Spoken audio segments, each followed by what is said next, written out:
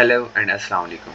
पिछली वीडियो के अंदर हमने एक्सरसाइज 1.2 के question number 1 and question number 2 को देखा था, जिसमें हमने मैट्रिसेस के नेम्स के बारे में पढ़ा था कि नल मैट्रिक्स क्या होता है, हमारे पास डायगोनल मैट्रिक्स क्या होता है, एक आइडेंटिटी मैट्रिक्स क्या होती है, एक रेक्टेंगुलर मैट्रिक्स क्या होती है।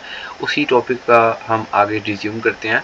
क्वेश्चन नंबर 3 है हमारे पास, आइडेंटिफाई द मैट्रिसेस। अब पहला हमारे पास क्वेश्चन लिखा हुआ है A इज इक्वल टू 4 4 0 0। अच्छा, अब यहाँ पर आपने एक चीज़ पे गौर करना है। यहाँ पर हमारे पास जो एंट्रीज हैं, जो मेन जीरो के अलावा एंट्रीज हैं, वो हैं डायगोनल में एंट्रीज हैं। यानी यहाँ पर भी 4 लिखा हुआ है और यहाँ पर भी 4 लिखा हुआ है। अब दोनों एंट्रीज जो डायगोनल में है वो सेम है। अब आपने ये चीज़ याद रखनी है कि जब भी हमारे पास एक मैट्रिक्स के अंदर डायगोनल पर जो एंट्रीज हैं वो सेम होंगी, जब भी डायगोनल के अंदर एंट्रीज जो हैं वो सेम होंगी, उस मैट्रिक्स को हम क्या कहेंगे? This is a scalar matrix. Scalar matrix because its non-diagonal entries are 0 and diagonal entries are same। बाकी यानी कि हमारे पास सारी क्या होनी चाहिए? 0 होनी चाहिए डायगोनल के अलावा। तो उस मैट्रिक्स को हम क्या कह देंगे? स्केलर। क्वेश्चन नंबर 2 पे बढ़ते हैं। क्वेश्चन नंबर 2 में लिखा हुआ है हमारे पास b is equal to 2 0 0 1। Okay, अब ना तो ये हमारे पास दोनों 1 है कि हम इसको आइडेंटिटी मैट्रिक्स कह दें, ना तो ये दोनों हमारे पास सेम है कि हम इसको स्केलर मैट्रिक्स कह दें। अब यहाँ पर आप एक चीज़ गौर करें कि एंट्री सिर्फ डायगोनल में है, एंट्री सिर्फ डायगोनल पोजीशन पे है और बाकी हमारे पास सिर्फ क्या है? हमारे पास 0।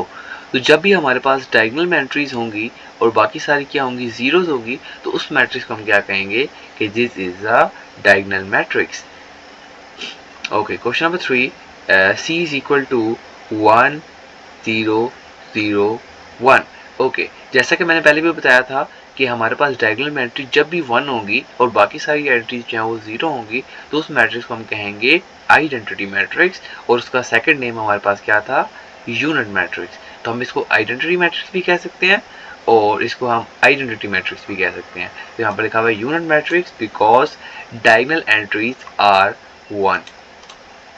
Question number 4, d is equal to 3 0 0 0। Okay, diagonal में हमारे पास एंट्रीज क्या है? 3 एंड 0। तो डायगोनल में एंट्रीज हमारे पास हैं और बाकी सारा हमारे पास क्या है? 0। तो हम इस मैट्रिक्स को क्या कह सकते हैं? Diagonal matrix. क्योंकि मैंने ऑलरेडी ये चीज़ बताई है कि जब भी यहाँ पर कोई डायगोनल में एंट्रीज आएंगी और बाकी सारे हमारे पास क्या होंगे? 0 होंगे, तो उस मैट्रिक्स को हम क्या कहेंगे? कि this matrix is said to be a diagonal matrix। Part 5 is equal to 5 minus 3 0 0 1 plus 1। Why it is said to be a scalar? Because 5 minus 3 is 2 and 1 plus 1 is also 2. In here 2 2 is same, the diagonal entries are same, so we can say that this matrix is said to be a scalar. यानी कि हमारे पास, यानी कि इन दोनों को मैं solve करूं और इन दोनों को आपस में सोल्व करूं तो दोनों की एंट्रीज हमारे पास क्या आती हैं? 2 आती हैं। तो हम इसको कह सकते हैं कि ये हमारे पास स्केलर मैट्रिक्स है, क्योंकि मैंने ऑलरेडी ये चीज़ बताई है कि जब भी डायगोनल में एंट्री सेम आएंगी तो उस मैट्रिक्स को हम क्या कहेंगे? स्केलर मैट्रिक्स कहेंगे। ओके, ये चीज़ उम्मीद है समझ आ गई होगी। अब क्वेश्चन नंबर 4 जो है हमारे पास लिखा हुआ है, find the negative of the matrix. Find the negative of the matrix. अब नेगेटिव ऑफ मैट्रिक्स का क्या मतलब है? कि एक मैट्रिक्स है उसको नेगेटिव से मल्टीप्लाई कर दो। एक मैट्रिक्स हमारे पास गिवन है, उसको नेगेटिव से मल्टीप्लाई जब कर देंगे तो वो मैट्रिक्स हमारे पास क्या हो जाएगी? Negative of a matrix. For example we have a is equal to 1 0 minus 1। अब इसको आपने माइनस से में से साथ क्या करना है? मल्टीप्लाई करना है। यहाँ पर मैं माइनस के मल्टीप्लाई करता हूँ और आगे मैं मैट्रिक्स अगेन लिख देता हूँ 1 0 माइनस 1। अब माइनस जब 1 के साथ मल्टीप्लाई होगा तो आंसर क्या आ जाएगा? -1। माइनस जब 0 के साथ मल्टीप्लाई हो जाएगा तो 0 आ जाएगा, क्योंकि 0 के साथ प्लस लगाओ या माइनस लगाओ इससे कोई इफेक्ट नहीं पड़ता, वो 0 ही रहता है स्टिल। फिर माइनस को -1 के साथ जब मल्टीप्लाई करेंगे तो माइनस माइनस हमारे पास प्लस होता है, तो यहाँ पर हमारे पास क्या आ गया?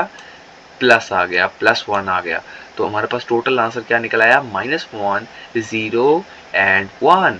तो इस मैट्रिक्स, ये हमारे पास मैट्रिक्स कहलाएगी, this matrix is a negative of a matrix.